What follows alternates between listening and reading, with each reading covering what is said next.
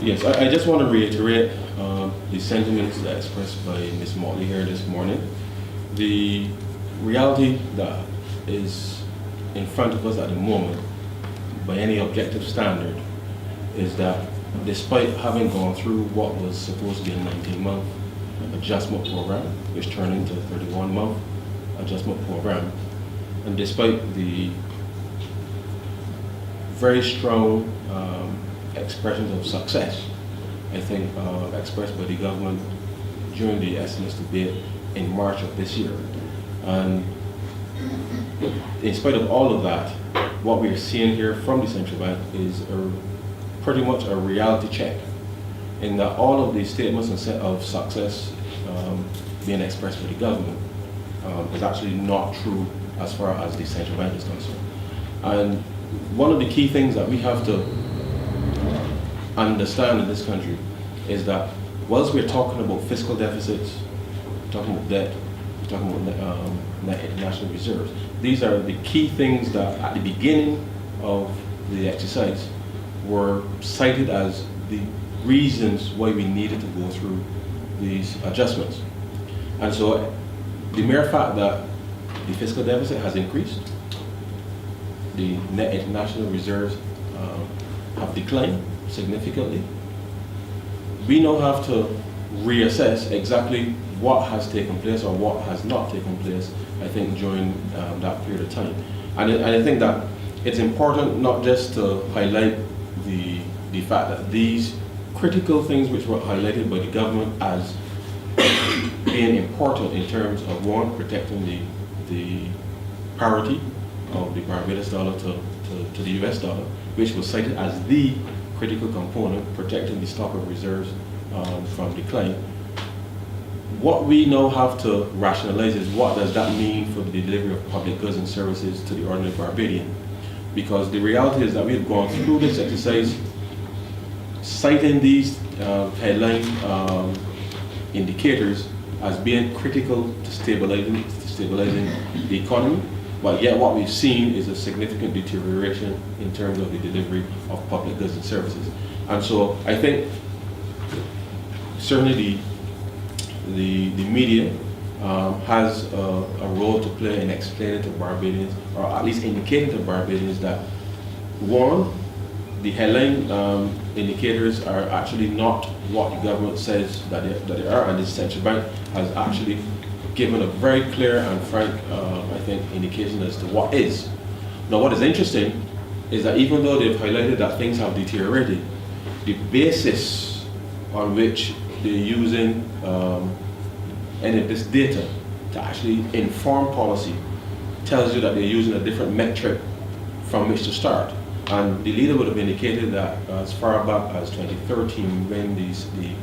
what the Minister of Finance would have indicated during a couple of weeks ago, is that they were assuming that the deficit was a particular size, when in truth, in fact, it was 2 or 3 percentage points larger. What you're seeing in this very document here is the same thing. This is still not the real case. It's the same thing. And so if by their own estimate, the deficit is larger than the one that they're actually using to so-called remedy the situation, then we have a problem. So I think the conversation about bringing people into the room to share the real data is a very serious point, because we could end up in another 19 months, 18 months, whatever the period of adjustment is, and get a much worse result, because obviously we're starting from a worse position. And so I really want to reiterate here that, I mean, there's lots I can go into in terms of detail in terms of this report,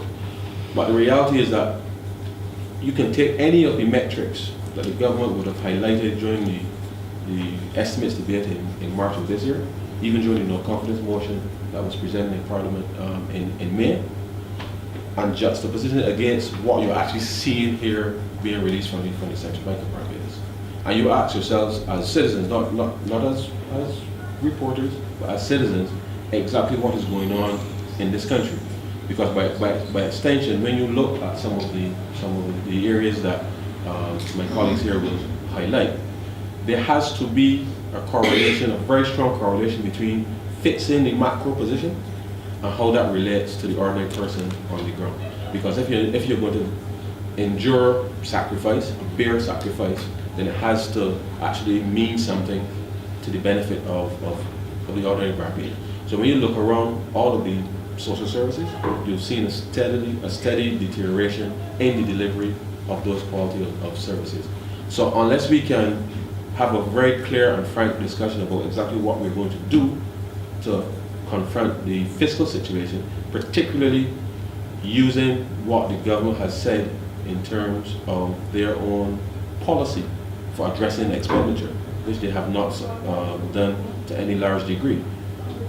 Once they continue to ignore what they say they need to do on the expenditure side, then you will continue to see the deterioration of delivery of public goods and services to the ordinary Barbadian. And I think that we no more than ever have to understand as a country that there's a clear and distinct link between fixing the macro situation and how that then, how the ordinary Barbadian then can access public goods and services from the government at a reasonably good quality. Let me just end on this. Until such time as I think the relationship between the central bank and the Ministry of Finance becomes one where the central bank is independent, so to speak, meaning you're not propping up the government, then until we go back to that kind of relationship, then in that consensus, that has to be part of what is agreed going forward. Because the government cannot be allowed to continue spending and the central bank continue printing money and expect there to be a different result. So I just want to make it absolutely clear that as part of any consensus that we would want to do, that has to be a very strong component of that. So I just end it.